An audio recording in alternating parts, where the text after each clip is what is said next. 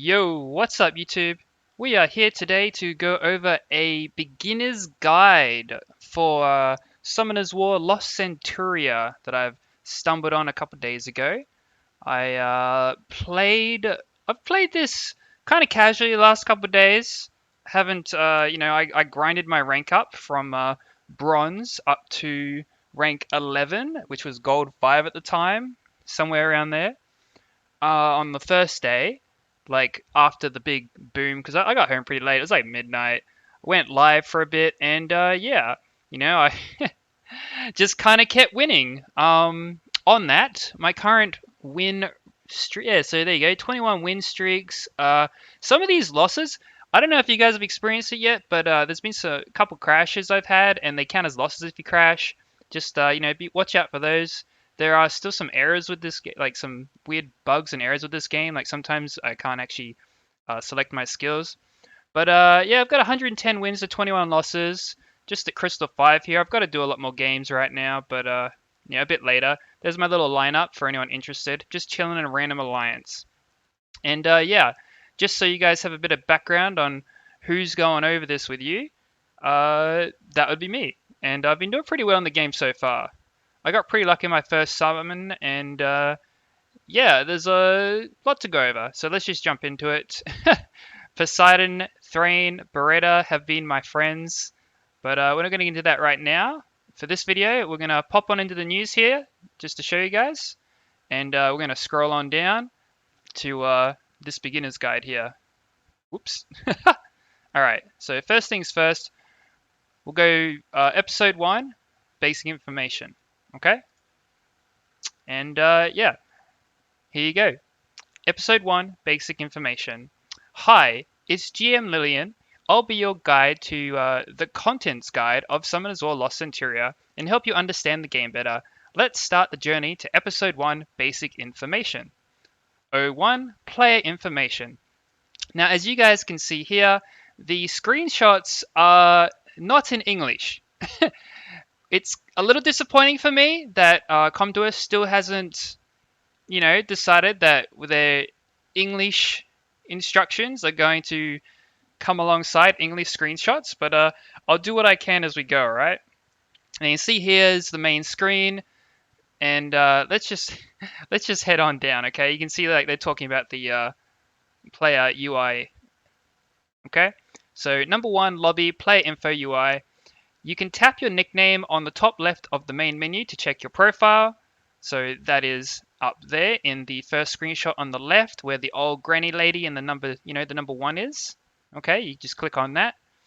Available contents and regions will be unlocked based on your account level, and the level of each building will be increased. So they're talking about this area just here and here. Okay, and back up here, I'll use the mouse to point things out on the screen. I'm just using my phone for actual control right now. It's a shame we can't use emulators just yet, but it is what it is. Hopefully they allow us to use them in the future. You can earn the EXP required to increase your account level by powering up monsters cards or spell cards. So you guys see how this account up here is level 25?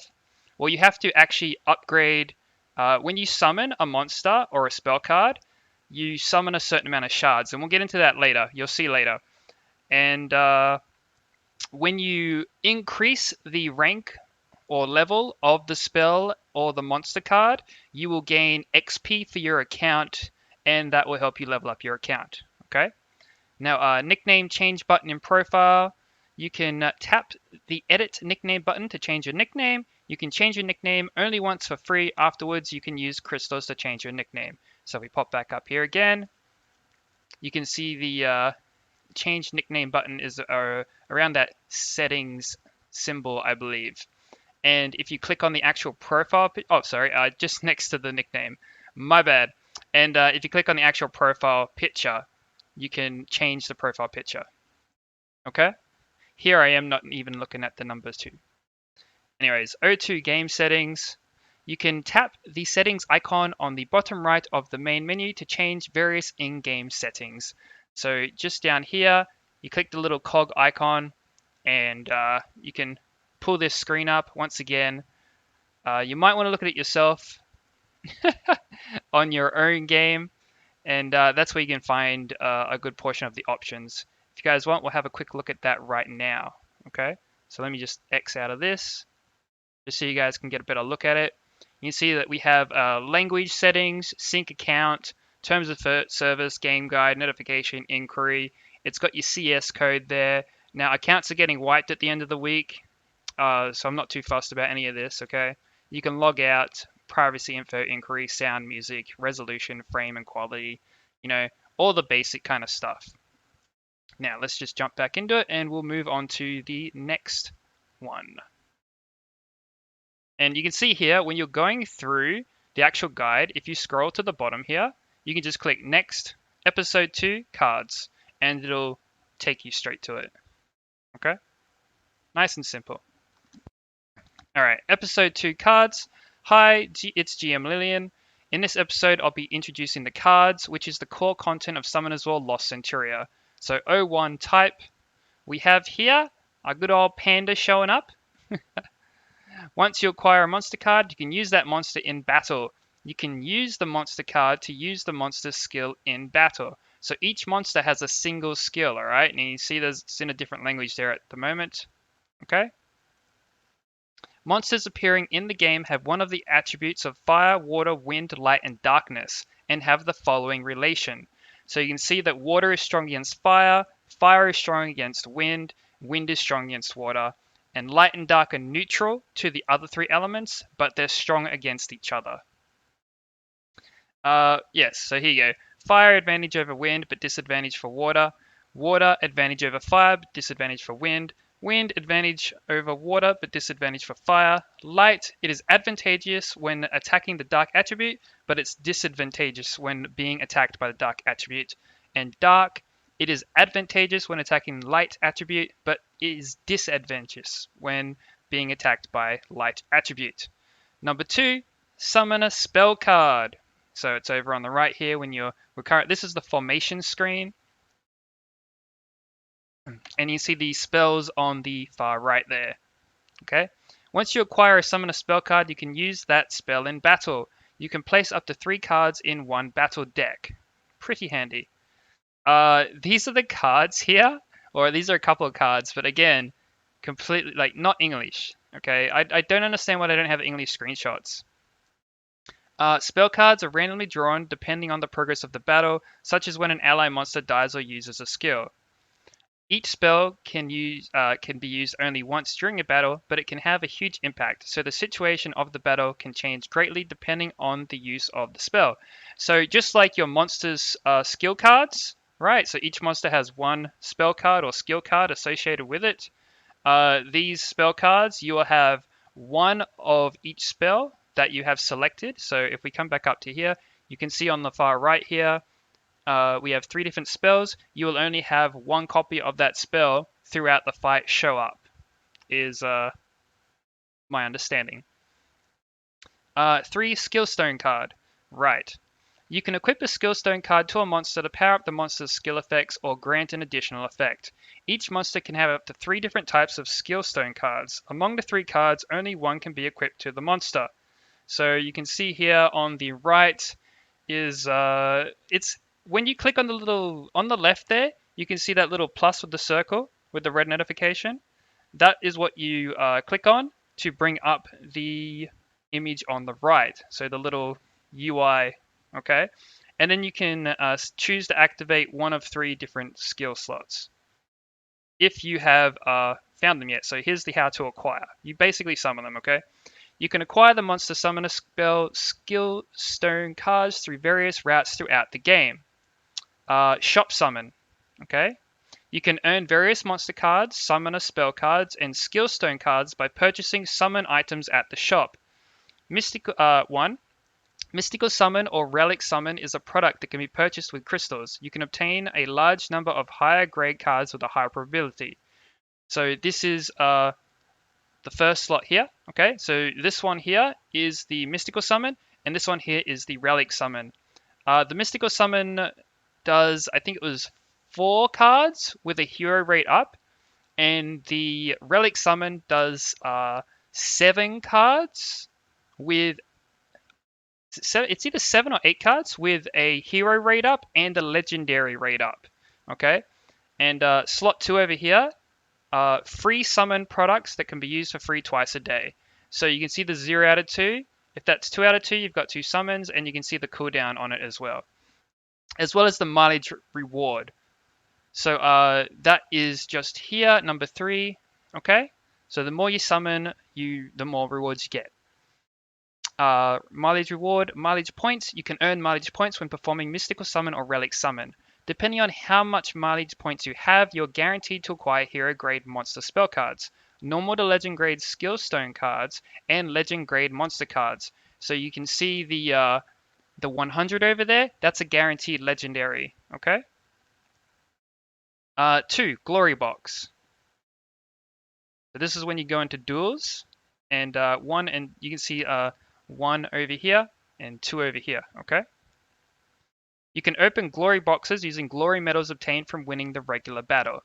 So you can open these boxes here once you've acquired these medals here by winning in battle. Okay? So you go to the versus mode here, you do fights, and these glory medals will regenerate over time.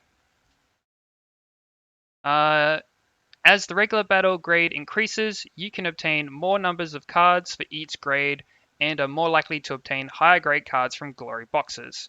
You can check the amount of glory medals in possession. Once you obtain enough glory medals, you can open the glory box by tapping this. So again, 1. Glory medals that can be attained in the regular battle are automatically generated every certain time, over a set period of time. It's like a couple minutes for 1 glory medal, I think. Number 3, victory point achievement reward. So the top left there. It's a progress reward that can be obtained once you reach a certain victory point for the first time in regular battle. You can earn various rewards by earning more victory points. So this is your rank, okay? This is your ranking in the duel mode. So the higher the rank you get, once you reach a certain rank amount, you will get a reward for that amount. So you can see on the right here, this is bronze 4 at 200 points, and they got some monster cards, I guess we'll call them. And you see at 250 points, they got some mana crystals. At 300 points, they'll get some more cards that are going to be random. At 350 points, I believe those are the red crystals that you can use for summoning. And then 400 points is like a heroic monster card that is also going to be random. Okay? 4, cumulative reward per season. So these cards here, the more stars you get during your battle, so I believe it's, we'll just read it. We'll read it, okay? You can obtain additional rewards sequentially whenever you collect 10 stars from regular battle. Okay, I'm going to jump out here. I'm going to show you guys this straight up, okay? So I think if we come to duel mode, and you see these stars up here, so if I win, once I win some stars here, let me see, click the info. Here you go. You can get a better look at it, okay? So you can collect stars in battle. And the stars that you can earn is you have to win the battle. You have to, for 1 star, you have to have more than half of your team staying alive for another star. And the 3rd star, I've actually kind of forgotten. Trying to think of what it was. I don't want to start a battle to check it though, but we'll come back. We'll come back. I wanted to show you guys the other stuff too, but we're still in cards here, so we'll get back to this. Down here, okay. The Cadogan box. You can get the Cadogan box as a reward by playing Siege Battle in single mode. So these are your single player rewards, okay? And I'll show you these in a second. So we're going to show you the Cadogan box. And I also wanted to show you guys, not that. Yeah, so I'm going to show you guys the summons. And I'm going to show you guys the actual spell cards and the skill stones so you can get a better idea of it. And the formation. Okay, so if we go to formation here, you guys can see this is you setting up your monster formation. If I want to swap a monster out, I just select it and click the location where I want it to go. Okay, so select, click where I want it to go. I can also do it in the reverse, click where I want it to go.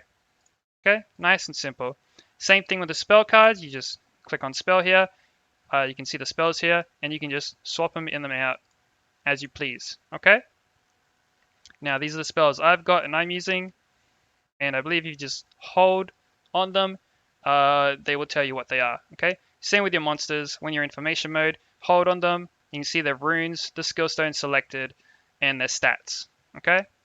Now this isn't the total stat. This 3,312. You have to add the yellow number on. If you go into your monster here, let's see. This will be a good example. Go into your monster here. See, he actually has 3,475 HP total. It doesn't have the plus to it. Okay, so I would like them to fix that up. You can also see that Swift apparently does mana recharge plus 20%, but we'll get back to that once we reach runes. Okay. Oh, and sorry, skill stones. You can see that I have this skill stone selected at the moment. It's the only one I have.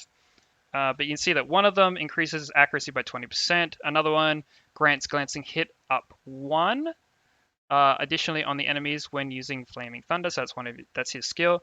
And then the one that I'm using right now increases the continuous damage duration of Flaming Thunder, which is his skill up here. Flaming Thunder attacks all enemies and inflicts 2 continuous damage on each. So you can only have one of these selected at a time, okay? Now, what else was I supposed to show you guys before we move on? Beginner's guide, cards. Don't worry, the others are going to be a bit quicker. This is a lot of info to take in at once. Yeah, so those are the elements. That's the formation. Went over the spells, went over the skill stones. Oh yes, how to acquire. I will show you guys the summoning shop in a second. And everything else is pretty much sorted. Okay. Whoops, high fair promotion already showing. Fair enough. Okay, so we click up here on the shop. Okay, you can see we have the mystical summon and the relic summon and the free summon here. And once again, here are these summons here. Okay, so if I click on this, a total of 4 cards are included. Hero rate up. Click on this. Okay, 7 cards. Hero and legend rate up. Now, which one is better? If you do mystical summons, you will get more cards with hero rate up for your gems. If you do relic summons, you'll get less cards, but again, you get that legend rate up. I've only been doing relic summons so far, and I have been kind of lucky. I got Poseidon on the first one I did, but I haven't received another legendary from relic ups so far. Okay, so let's scroll on down here. And we're going to go to episode 3, card upgrade. I wanted to do it through the actual thing. Okay, episode 3, card upgrade. Hi, it's GM Lillian. In this episode, let's learn how you can make your cards stronger through card power ups. 01 monster card. When you accumulate a certain amount of cards of each monster, you can upgrade the card to raise the level of that monster. The number of cards and mana stones required for card upgrades increase according to the monster's grade and current level. When the monster level rises, the monster's attack, defense, and HP will also increase. When acquiring a monster, the initial level may differ by the grade of the monster, but the max level is the same as 15. So, to me, what they're saying is that max level is going to be 15 for all the monsters. Okay. So I believe that every monster's max level in this game is going to be 15. And as I was saying, you have to acquire. You see how it says like 3 out of 2, 1 out of 4 here? You have to acquire a certain amount of the actual monster's cards, and then you can level the unit. Yeah, so see, grade, initial level, normal, 1, max level 15. Rare, initial level is 3, max level 15. Hero, initial level 5, max level 15, and legend, initial level 8, max level 15.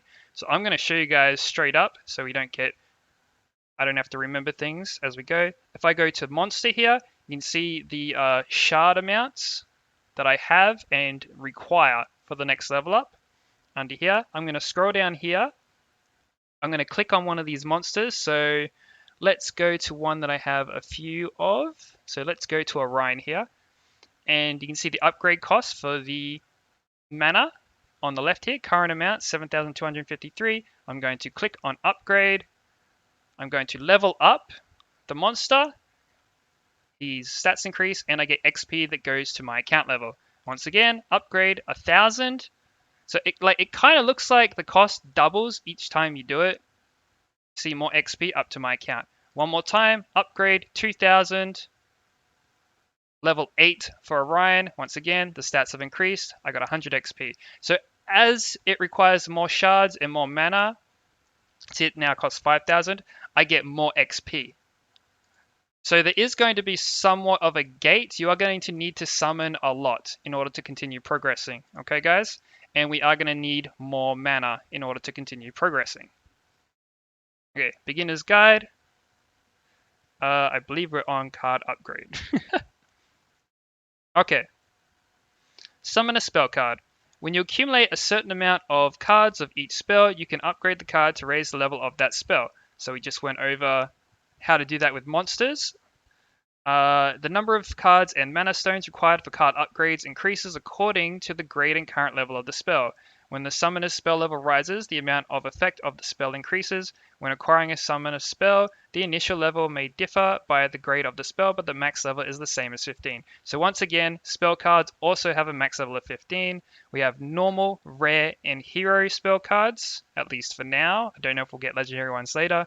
The initial levels are respectively normal, level 1, rare, level 3, hero, level 5, with again, max level of 15. And you see that that's the end of that frame. So I will duck over. Once again, we have to go to monster here. Okay. I'm actually going to use the mouse here. We click on, we go to monster, we go to spell, and you can see I don't actually have any spells to upgrade right now. But again, you just come here, you click upgrade. Once again, you will get account XP for upgrading the spells. Okay, guys? Now, let's jump back into the guide. Once again, just down here. And the next one was Rune. So I'm just going to click straight on it. Episode 4, Rune. Hi, it's GM Lillian. In this episode, I'll be explaining about the runes which can make your monsters stronger. 01 basic information. Grade. Okay, so number 1, grade. It's a measure of the performance level of the rune, and there are four grades: normal, rare, heroic, and legendary. So once again, talking about the rarity of the runes that we can get. Anyone familiar with Summoner's Aura is going to understand how this works. Slot. They're divided into 3 types according to the direction: 12 o'clock, 4 o'clock, and 8 o'clock. So you can see here in the picture, it's just, top, right, left, okay? Only the runes that match the direction of the rune slot of the monster can be engraved. Fair enough. 3, main property. Its most basic performance option of the rune. Depending on the rune slot, the type of main property is fixed. So the top rune can only have attack percentage as the main property. I know it says attack, but it is percentage. I'll show you guys in a minute. 4 o'clock position, HP percent. 8 o'clock position, defense percent. So yeah, prefix property. It's an additional property granted with a fixed chance regardless of the rune grade. You can't add or power up prefix properties even with rune power-ups or enchantment. The initial status of the prefix property increases as the rune grade increases. So the prefix, I don't know if they've got a picture here. Oh yes, here we go. So the prefix is number 4 there. You can see in the picture, number 3 here, that is the main stat. So that would be defense percent, okay, because it's on the left. That's a left side rune. And this number 4 here, that 5%, would be a bonus stat that is just etched onto the rune. It can't be upgraded at all, I believe. It's just extra stats that you get. And it can be kind of, you're just lucky to get them. Okay, the sub-property, up to 4 sub-properties are granted depending on the rune grade. So a normal rune can have 1 sub-property, a rare rune can have 2 sub-properties, a heroic rune can have 3 sub-properties, and a legendary rune can have 4 sub-properties. You can add or power up a sub-property via enchantment. The increase of the subproperty that occurs when a subproperty is added for the first time or powered up gets higher as the rune grade increases. So we come back up to here once again. This is slot 5 here. Okay, these are your rune substats, and they can be enhanced and changed. Come back down here. So number 6 is the set bonus. Now we will go over these in a second because I believe some of these are incorrect. I think this is an old guide. It's an additional effect that's activated when you engrave 3 runes of the same type to a monster. Okay then. So you can see the icon. Okay, this is an easy way to identify the runes. Each rune has its own icon. Okay, so we have energy runes, which have a set effect of max HP plus 15%. Fatal runes, which have a set effect of attack plus 15%. Swift runes, which supposedly you receive the used mana by 20%. Sorry, so 20% of the mana that you use is given back immediately when you use a skill. Now, the actual Swift runes, so if we jump down to Blade runes just here, you see it says crit rate plus 20%. If we actually go and take a look at these runes quickly, so I'll just head to a monster and we'll take a look. These are Swift runes. You can see that the set actually says that it's mana recharge plus 20%. So Poseidon's skill here currently costs 5. So I would get 20% of that mana back when I use it. So when I use this skill, I would get 20% of 5 mana back when I use the skill, if it was according to the guide. However, the set here says mana recharge plus 20%. So either the guide is wrong, or there's a translation issue happening here currently. Okay, and I hope that they fix this description up. It could just be a bad description. Okay. But if it means mana recharge plus 20%, then you'd essentially be, because your mana comes back over a period of time while you're in a fight, which you guys will find out as you're playing the game. You'll see it down the bottom. If mana recharge was just increased by straight up 20%, then you wouldn't have too many issues, would you? You know, it would probably just be better than this description here. Oh, and that was the other one I was going to show you, sorry. Pop back over to here. Monster. We'll have a quick look at Blade runes that I want to show you guys. So you can see here, the set here is actually crit rate plus 24%. So I believe it is an older guide, especially since it's got non-English screenshots associated with it. But for now, we'll just keep going, okay? Anyways, guard runes, defense plus 15%.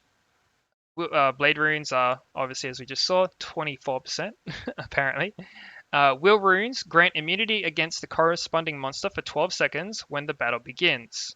Rage runes, crit damage plus 50%, so you have to crit for that to be helpful. Focus runes give accuracy plus 20%. Endure runes give 20% resistance, so that helps counter accuracy and any monsters that kind of crowd control you for the most part.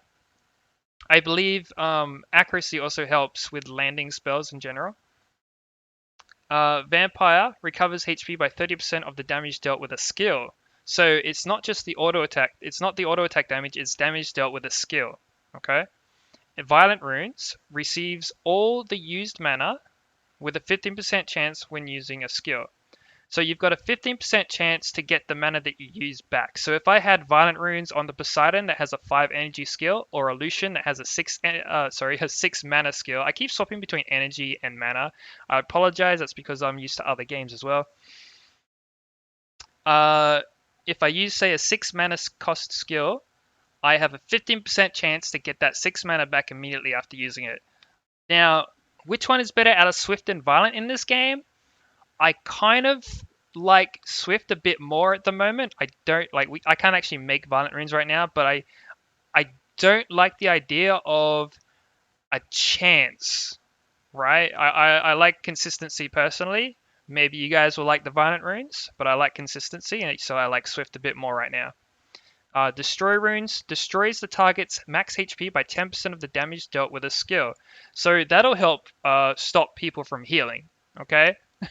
Destroy runes on your damage dealers or your AoE damage dealers might actually be pretty good. But we'll see how that goes.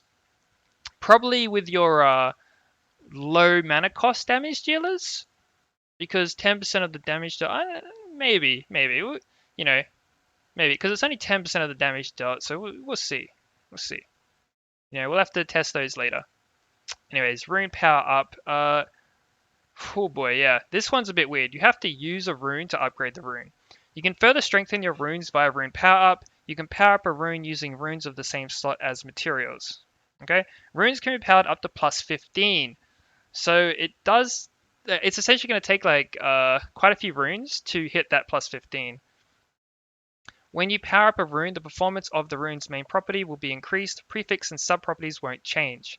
Runes of the same slot are used as power-up materials. The higher the power-up level and grade, the more power-up XP you gain. Okay, rune enchantment. This is where we use our scrolls. You can add or power up a sub-property with rune enchantment. Now I'm going to go over this in the game as well. You need enchant scrolls to enchant runes, and the amount of scrolls required increases as the rune grade increases. The prefix property won't change upon rune enchantment. 1. You can enchant a rune up to 4 times, but for runes acquired with a low chance, you can even enchant up to 5 times. Upon enchantment, number 2, the condition of the subproperties added or powered up is as follows. A new subproperty is added when there are 3 or less subproperties granted on a rune. The same type of subproperty cannot be granted on one rune. So you can't have any bonus substats. Okay, like you can't have 2 attack percentage substats. You can only have attack, flat attack, or say attack, flat HP, or attack, HP percentage, okay? When a rune has 4 subproperties, one of the subproperties will be enhanced. So once you have 4 substats, one of those substats will be randomly enhanced for you.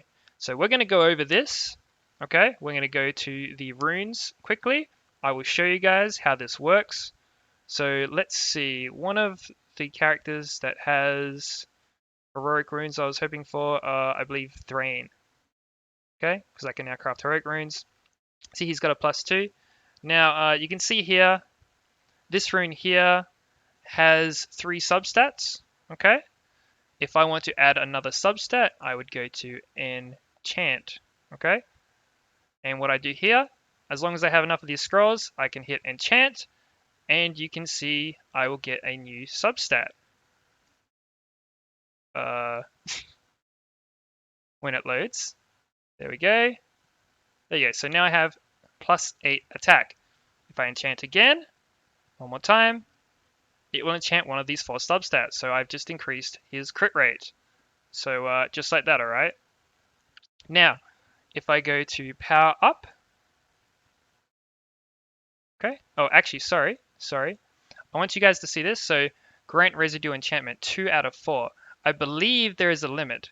So I will enchant again. So we'll do 4 enchantments. Ooh, more crit rate. Nice. Once again. Ooh, more attack. And I've used up all my enchanting counts. So if I exit out, you can see I have 0 out of 4 enchantments left. So there is a limit to like enchanting the rune, okay? Now if I power up the rune, now I'm going to use this heroic fatal rune to show you guys that heroic gives 100%. These rare runes give 20% each rune that I select, okay? And then these normal runes obviously give a lot less. Now, if I go to a different rune on a different character, so let's say Bernard here.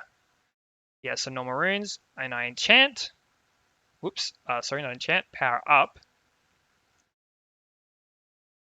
You guys can see it's 100% because they are the same quality, 200%. So at the next level, it uses more runes to level it at the next level, okay? If I was to say power up and use this heroic rune, it is 651%, and it would +6 the Swift, like the normal Swift rune. If I use a rare rune, it would be 266% and it would plus 2 the Swift rune. So you can see the type of rune you're upgrading and the quality of the rune you use as the upgrade material is going to matter quite a lot. Okay? Now, back to the beginner's guide and we will continue. I believe we're up to the battle information. Yes. Hi, it's GM Lillian. In this episode, I'll be explaining about the battle information. O1 battle. Okay, so here's the battle screen here. Numbers 1, you see the hero skills here, and number 2 is your mana bar. All monsters that participate in a battle automatically attack the opponent, and it's your duty to lead the battle effectively using the monster skills or summon a spell. So you guys will have already seen this. As you're playing the game, all of these units will be auto-attacking each other with regular attacks. They won't be using skills on their own unless they have a passive ability. It's the monster's skill and summon a spell that can be used at the moment. You need mana to use the card. The card that can be used will be picked a little higher and shine brightly. So you can see there's no mana, and currently they are faded out. They will be they'll be lit up a bit. You know, they'll be lit up when you can. Okay. You can tap the available monster skill and summon a spell to activate. You'll notice this as you're playing, guys. This is really basic. This is the amount of mana in possession. Mana is recharged automatically over time, so that's number 2 picture there. Okay, the number 2. Skill counter. So this is important. You can use a skill faster than the opponent by activating the skill at the time when the opponent is activating its skill. You can turn the tide of the battle depending on how well you use the skill counter. Now, if you time these counters correctly, you can use them before or after the opponent has used the skill. So you need to be careful about when you're countering. Okay, guys? Beneficial effects and harmful effects. Now, I don't actually know the percentages on any of these yet. We will probably have to wait until after the game properly releases and people, I don't know, dive into the behind the works scene. But currently we have attack up, which increases attack power, defense up, which increases the defense. We have acceleration, which increases your mana regeneration speed, which is great. Really, Bernard is really powerful in this game. Crit rate up increases the critical rate, of course. Shield absorbs the damage equal to the amount of shield. So I believe some units can shield based on their HP. Maybe we'll have shield based on a unit's defense later. I'm not sure if any of them do it at the moment, but maybe later. Invincibility, immune to HP damage. So I believe it makes you immune to damage from both sources like continuous damage, so a debuff, as well as regular attacks, so the auto attack, and it also makes you immune to skill damage, of course. Immunity makes you immune to harmful effects for a set duration. Endurance decreases the incoming damage, which is, I guess, if you stack defense buff plus endurance, it makes you pretty tanky. Reflect damage. Reflects part of the incoming damage to the attacker. You'll have to check the skill to check how much is going to be reflected. Crit resist up. Decreases the chances of getting critically hit. Continuous recovery. Recovers HP.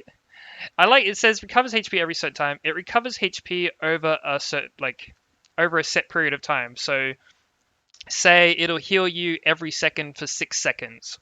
Okay? And the amount it heals you is depending on the monster, basically. You know, the amount and the time that it heals you is based on the monster. Just make sure you check the monster's skill, okay? Mana cost down decreases the mana cost of a skill.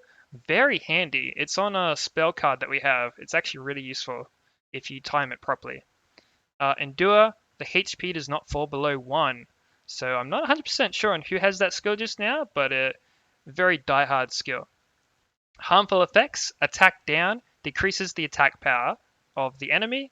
Defense down, decreases the defense of the enemy. Or I guess, yeah. If you have a monster that does it to themselves, then I guess it would be either the enemy or you. Deceleration decreases the mana regeneration speed. So if you have this on you or you put it on your enemy, it's very powerful. Okay? especially when you use it in combination with Bernard. There's a lot of combinations in this game, and things like accelerating yourself while decelerating your enemy, very, very handy. Glancing hit up increases the glancing hit chance. So a glancing hit is essentially they do a lot less damage to you. Okay?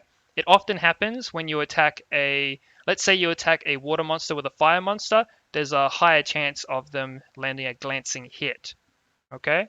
Which is going to decrease the damage done to the water monster by the fire monster. Branding increases incoming damage. Pretty handy. So you could combine attack up and branding. So attack up on yourself and brand the enemies. Okay. You could also combine it with defense break and branding. Bomb detonates after a fixed time to inflict damage that ignores defense and stuns. So pretty handy. As long as the bombs don't get cleansed, then you've got yourself a defense ignoring damage attack that also stuns enemies. Pretty nifty. Unrecoverable. This prevents the enemy from healing or yourself if you have this on you. This prevents healing, okay? Beneficial effects blocked. Immune to the beneficial effects. I really kind of want a monster that does this as an AoE because there's a lot of buffers out there at the moment. And yeah, it's pretty handy to stop things like immunity and invincibility and things like that. Silence, unable to activate a skill, so it'll lock your monster's skills out for a bit. Oblivion, the passive skill cannot be activated. So some monsters like Perna still have passives in this game, so Perna will still revive. I'll show you that afterwards, okay? Stun, unable to attack due to stun. So it just locks out the monster for a set period of time, basically. It also stops their normal attacks. Freeze, once again, it's kind of like a stun, except when the frozen enemy is attacked, you're guaranteed to land a critical hit once, and the target will be freed from the freeze. So basically, if you freeze them, you crit them, and then they're free from the freeze again. Okay? Sleep, unable to attack due to sleep. However, the target wakes up as soon as they take damage. So it's just another way of crowd controlling the enemy. I believe the main unit that I'm aware of that has sleep right now is the Desert Queen. I can't remember what they've called her in this one. She only sleeps the back line, so it's actually pretty easy to sleep the back line and not accidentally hit them without using a skill card that will attack either all enemies or just backline enemies afterward. Enchant, unable to control due to enchant and attacks an ally nearby with a basic attack. So it's like a charm effect. You take control of an enemy monster temporarily and it will attack one of your enemy's monsters for you. Or vice versa, they'll take control of your monster using enchant and your monster will attack your own monsters. Continuous damage. Receives damage every, let's say they receive damage every 1 second over 6 seconds, okay? So for 6 seconds, they'll receive damage every 1 second, okay? Something like that. Just check the monster skill. It'll explain it. Mana cost up increases the mana cost of a skill. So I haven't actually seen anyone with this just yet, but it sounds pretty nifty. Increasing the mana cost of your enemy is going to give you an advantage. Okay, now I was going to show you guys. Let's see.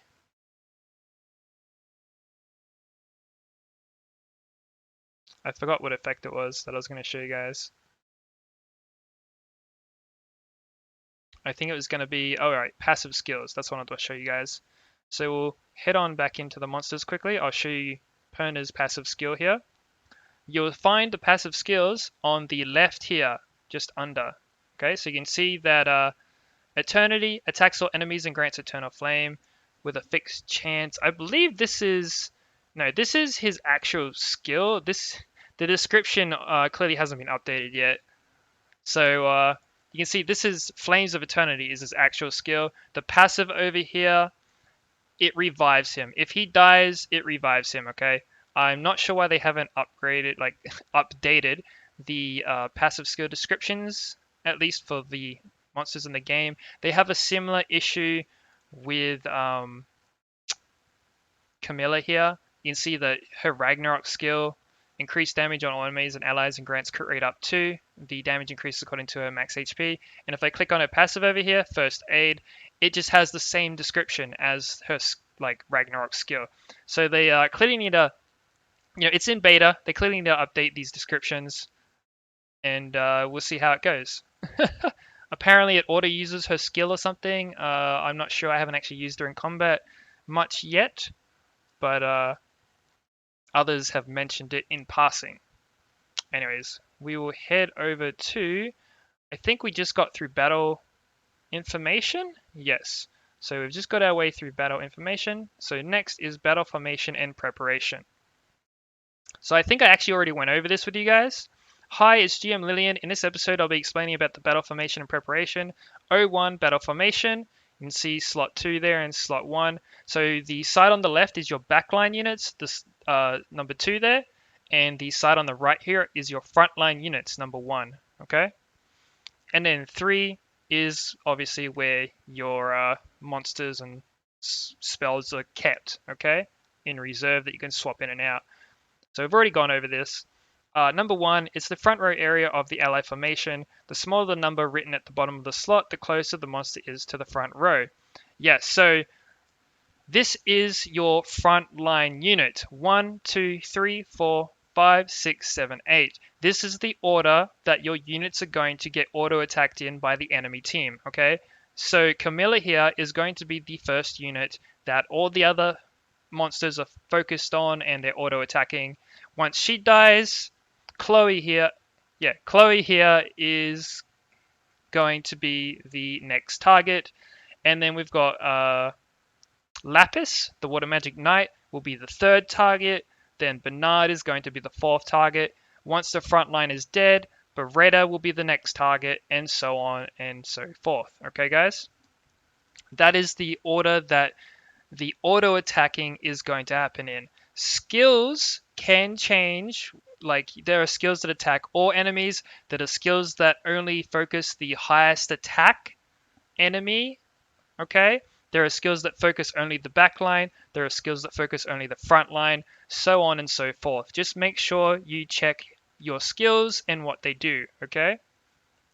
That way you understand who they're going to attack and when. Number 2 is the back row area of the ally formation. The smaller the number written at the slot, the closer the monster is to the front row. Number 3, there are monsters who are not placed in the deck and waiting among the monsters in your possession. So again, number 3 is just your rest area monsters. I believe this is showing how you can swap monsters around. We've gone over this. If you tap the monsters placed in the decks, their positions will be changed. Tips. During battle, the monster right in front of the opponent's formation is attacked first. So as I was saying, therefore it is advantageous to place HP and defense type monsters that can effectively block opponents' attacks in the front. Exactly. So high HP or high defense monsters up the front, alright guys? Even monsters placed in the back row can be attacked according to the opponent's skill characteristics, so as I was just saying, you should always carefully monitor the HP of the monsters. Yes, keep an eye on all 8 of your monsters, okay guys? Be careful because some monsters can counterattack monsters that are using skills. So if you use a skill from a monster in the back line, someone like the Panda Warrior can counterattack while you're using that skill and attack your monster that's using the skill in the back line. Okay, there are units like that. Be careful. O2 battle preparation. 1 dual mode, challenge mode. So you can see we've got different teams that we can select here. Okay. 1 deck list. You can choose a deck to use among the decks you previously formed. 2 formation button. You can move to the battle formation screen and edit the deck immediately. Pretty handy. Okay, 1 and 2. So there's 1, you just select your different decks, and then 2 takes you to formation and lets you edit things. So I'll show you that quickly now before we move on. So if I go formations, just up the top right here, 1, 2, 3. You can see these are like the units that we basically had early on. 4, 5, and I can swap any of these units at any time. Okay, guys? And then back to 1, which is my main team. Okay, So formation, news, beginner's guide, battle formation, and preparation. Okay. Single mode, you can check your battle formation info and battle power. You can choose a deck among the decks you previously formed. You can check the battle formation history and battle power of the enemy you'll fight against. And you can enter the deck editing screen and edit the battle formation immediately. So right here, this is a single player mode. You can see your team on the left in number 1 and the PvE enemy team on the right in number 3. And once again, 2, you can choose which team you want to use. And 4 is the edit button. This button on the right here is the start battle button. Okay.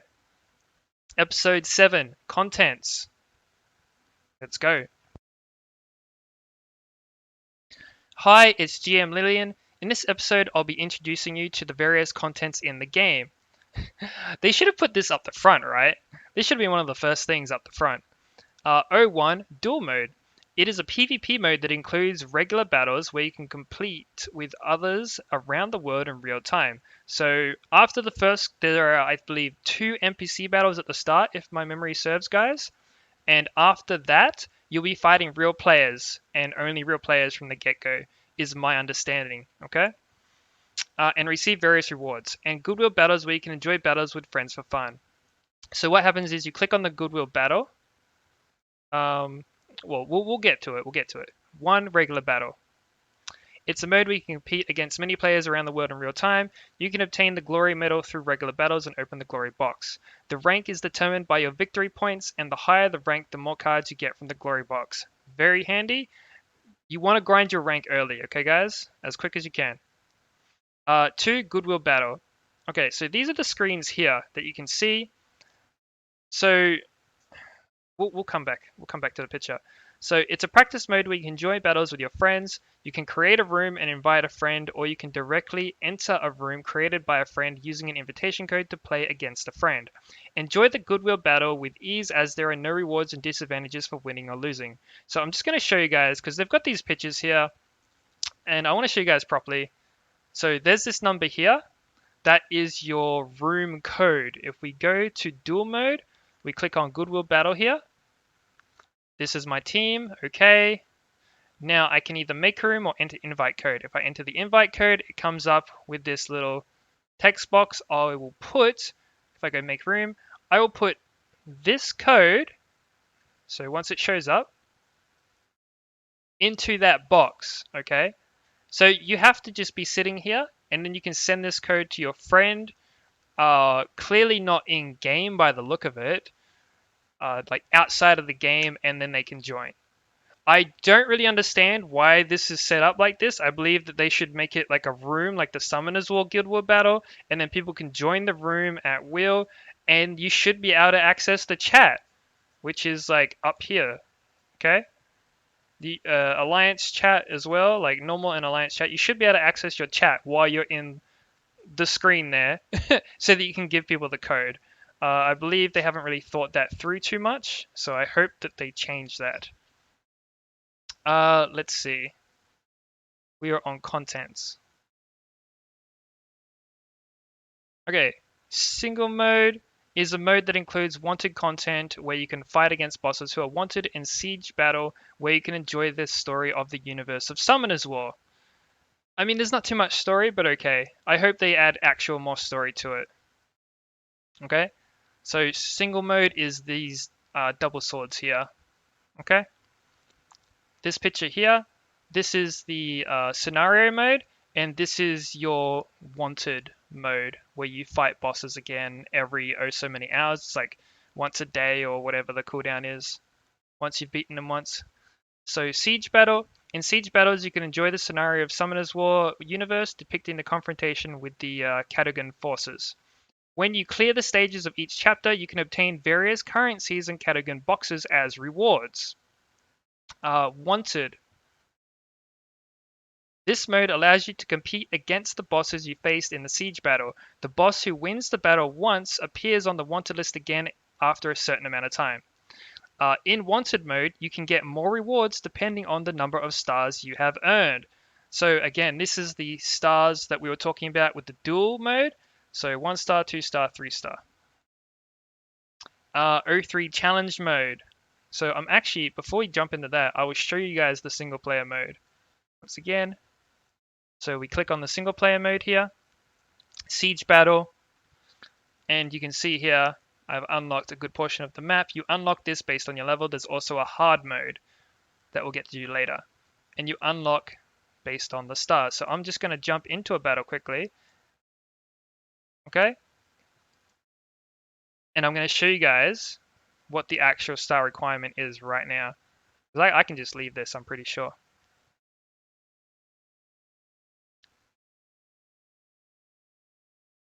Yeah, so you have to win the battle. All right, and you have to win it within the time limit. My bad. Okay, so star 1, win in a battle. Star 2, keep at least half of your monsters alive. And star 3, win the battle within the time limit. Okay, so we can just quit out of the fight. Oh no, defeated. Okay, so there you go. Let's jump back into it. Once I show you guys, we go single mode and then wanted.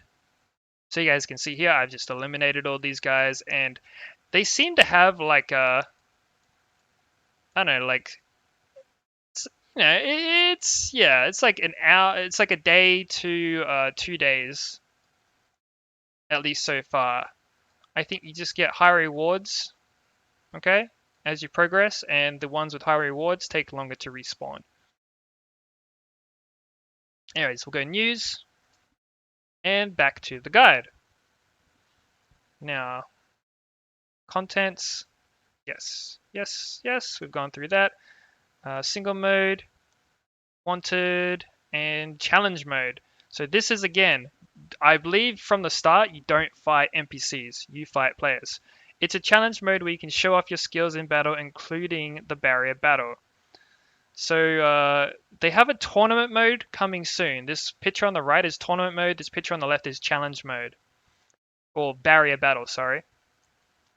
So for barrier battle, it's a PvP mode in which you strategically use various beneficial harmful effects applied to both allies and enemies every 2 days to win. Okay, so you can see this cooldown here, 1 day, 11 hours. It's just going to keep rolling over like that every couple of days, okay? So make sure you check the cooldown. It's a PvP mode. In the barrier battle, the level of all monsters are adjusted to level 10, and the effects of equipped runes won't be applied. So if you have a level 1 monster, it'll now be level 10.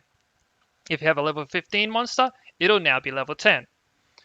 If you have runes equipped, they won't be taken into account during this fight, okay?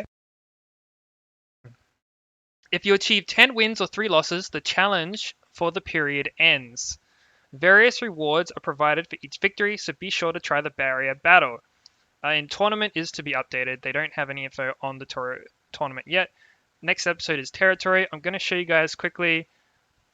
If we go to challenge mode just here, barrier battle. So there's the tournament coming soon. We click on barrier battle.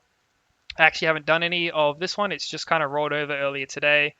If you lose 3 times, you can't do any more battles. Okay? So you have to get 10 wins without losing 3 times. And each of these blessings, this blessing would change every couple of days when the barrier battle rolls over. Okay? You can see the next barrier is going to be when an enemy monster activates a beneficial effect, the effect will be dismissed instantly and the enemy will be inflicted with damage.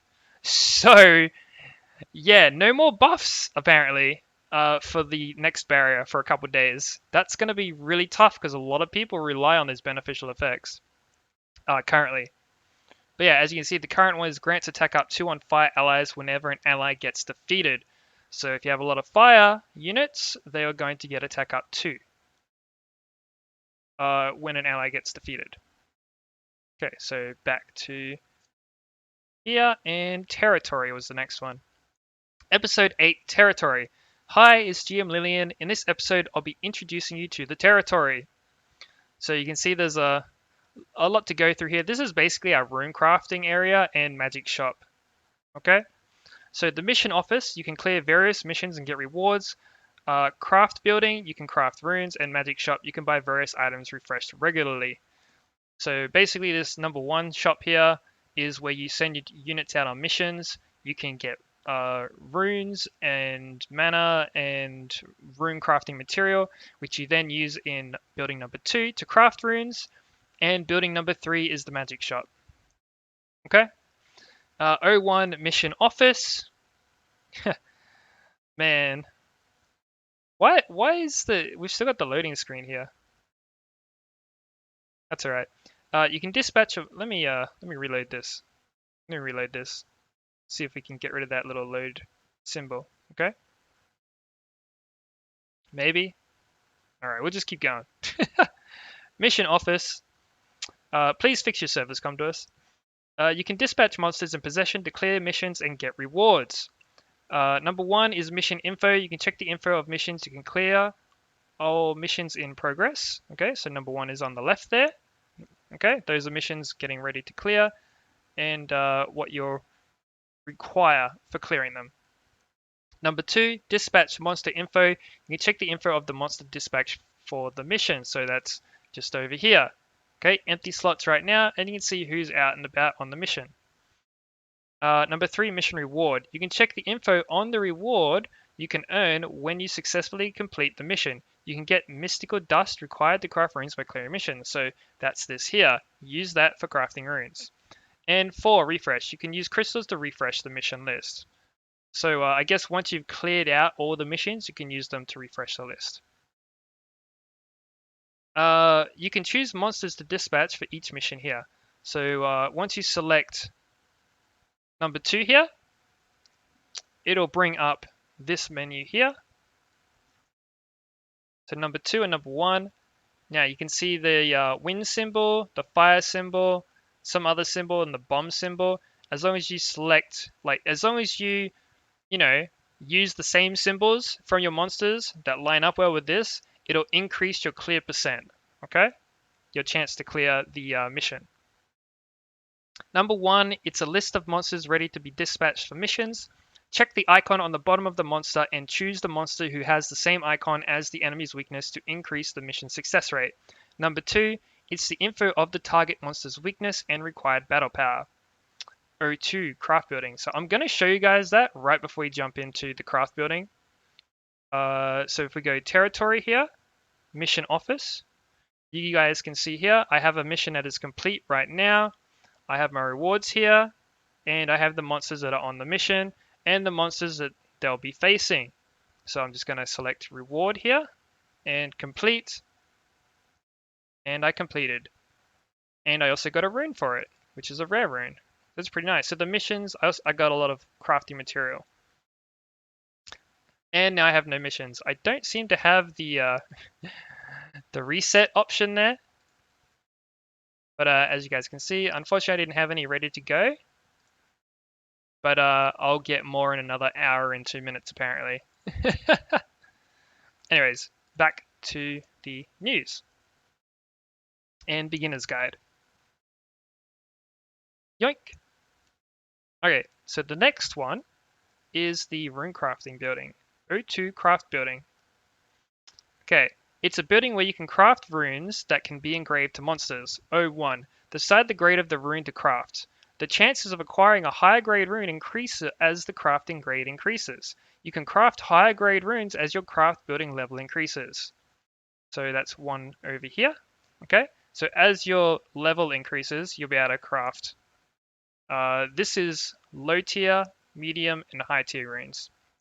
I'm going to go over this again as well. Decide the type of rune to craft. You can choose one of the combinations consisting of 3 types, and one of the 3 types will be crafted. As the crafting building level increases, you'll be able to craft more types of runes. So as the crafting building level increases, it means that your account level has increased. If you want to craft more powerful runes, you need to level your account. Okay, guys? You need to get a high level account. So you can see the energy runes, fatal runes, and swift runes are the first tier runes that you can craft. And then you've got like blade rune, will rune, and I think it's guard rune is the second tier, and then so on and so forth. Okay.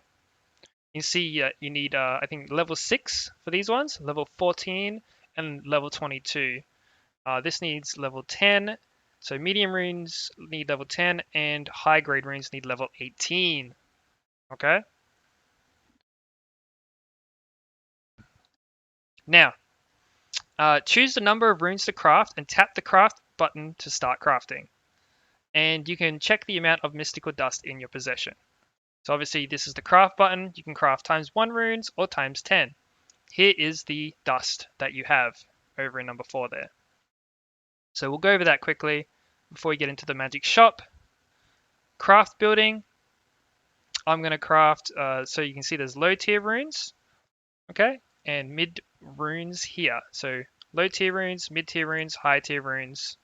You can craft 1 or 10, blade runes, guard runes. So I'm going to craft 1 mid tier rune, okay. I got a guard rune with the defense percent one, so I got a left rune and I got 3 substats. And then I'm going to craft 10. Actually, I'm going to craft 10 of these low tier ones just so I don't use all my dust. But just so I can show you guys what it looks like. Okay. So you can see that the low tier, oh, sorry, I crafted the mid tiers. Whoops, that's all right. You see I got some heroic runes and some rare runes. Okay. And then as this goes up, I'll get high runes and stuff like that. So that'll be nice. That's how rune crafting works, okay, guys? Now we'll go back to news, beginner's guide, and territory. Scroll on down here. And the magic shop. Pretty simple, okay? You can purchase various monster cards, summoner spell cards, and cards of a specific grade at the magic shop. Magic shop is refreshed once a day. So I'm going to jump back in and show you guys episode 9 Alliance. Boom, magic shop. So very simple, guys. Watch out for these. So the hero card would cost me 50 gems for a 4-star, a heroic monster, and some cards. Like you get 1 card, okay? So be careful with that. And then obviously these ones cost mana instead, okay? So 120 mana. I will now purchase 12 of those cards. Nice and easy, yeah? Okay, next is Alliance. Boom, episode 9 Alliance. Hi, it's GM Lillian. In this episode, I'll be introducing you to the Alliance content where you can exchange help with other players. So you can see we've got Building 1, Building 2, and Building 3. Building 1 is the Alliance office. You can join or establish an alliance. You can also check the info of the alliance you joined. Building 2 is the Alliance shop. You can purchase various items using the Alliance exclusive currency. And Building 3, Alliance Trading Post. You can receive support too from other Alliance members. Alright, so number 1, Alliance Office. You can join an alliance or establish one yourself. You can check the info of various alliances and send a request to the one you'd like to join. You can set up various conditions that others should meet to join the alliance and establish an alliance. So I suggest getting yourselves into an alliance as soon as you can, guys, because it lets you send cards that you're not using to your alliance members and lets you receive cards. You just have to ask for a certain monster's card. Currently in beta, it doesn't seem like you can ask for legendary cards, but you can ask for heroic and normal, and lower tier monster cards, okay? Depending on the tier of the monster, depends on how many cards you can ask for. Alliance Trading Post. You can support your alliance member with your monster card or summon a spell card or request for support. An alliance member can support you with up to rare grade monster card. Oh, okay, well, it's definitely, maybe I'm thinking about it wrong. We'll double check when we get there. The guide might be out of date, or I might be thinking of a certain unit that incorrectly. So there you go. It's not heroic and legendary, it's just rare grade and lower, supposedly.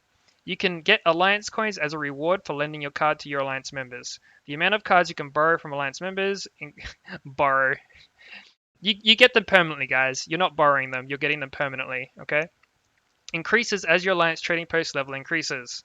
So that's pretty neat. You can get more cards as you level up, your trading post level will increase, and you'll be able to ask for or get more cards, is my understanding. Unless it's the alliance that needs to level up. It's too early in the game to know 100%. Alliance shop. Okay, O3 alliance shop. You can purchase rare items with alliance coins acquired from doing various alliance activities at the alliance shop. The alliance shop is refreshed once a week. Okay, so if I X out of this, okay, and we'll head over to the alliance area. So if I go to alliance trading post, okay, ready to request for cards, request card. Now I'm going to ask for Thrain cards. I'm pretty sure Beretta was a heroic. Let me see here, guys. Maybe they are just rares. Never mind. Anyways, I'll ask for Thrain. So my next request is going to be in 7 hours, and I can get up to 3 cards for now. And if I would like to support these other people, oh, it looks like I can level my Bernard up. Oh no, wait, no, I can't because he's so high level. So I have 115 of these Seek. I'm going to click support, and I'll give them 1 card, and I'll get a certain amount of alliance coins. Okay, so it looks like it's like 10 coins for the Seek cards, and I believe that the rarity of the monster. So Huadam here, for example, I think is a higher tier monster. So if I support using Huadam, I will get a lot more coins. Okay. Now, if you go to the Alliance shop, you can see the glory tokens. You can purchase up to 20 times a week. Skill stone, 1 time a week, and hero card, 2 out of 3 times. You can also purchase 20 enchantment scrolls and 200 mystical dust. I'm not sure if this is limited, but I'm going to buy a hero card for us.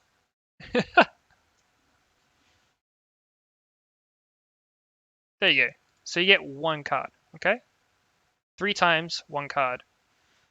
Now, if I just jump over here quickly, I will give enough coins to hit 100 back into the Alliance shop, and we will buy these enchantment scrolls just to test quickly. Okay, can I possession 41? Yes, no, maybe. It's not working. How about these? It's not working. Hang on, let's try this again. Support. Okay, we have 110 coins. Maybe we just needed some coins.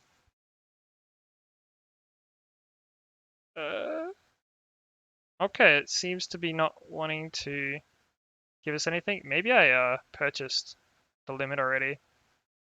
I didn't think I put. Oh, I can't purchase any 100 coins.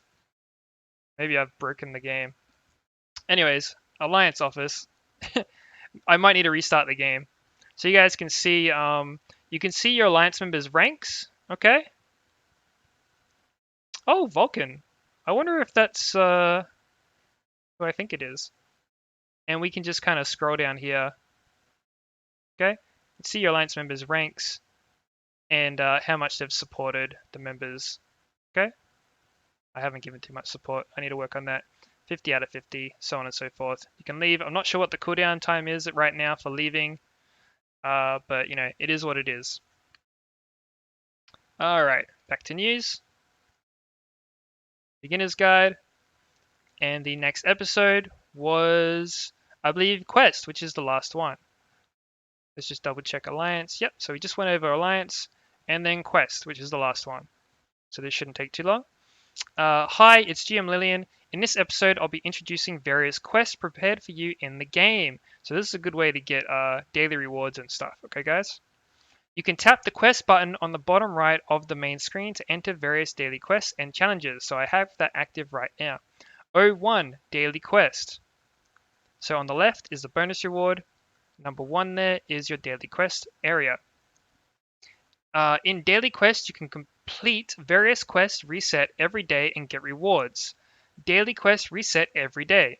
Number 1 it's a list of daily quests with details. And number 2, it's a bonus reward available when you complete a certain number of daily quests. Once again, this would be so much easier if it was in English.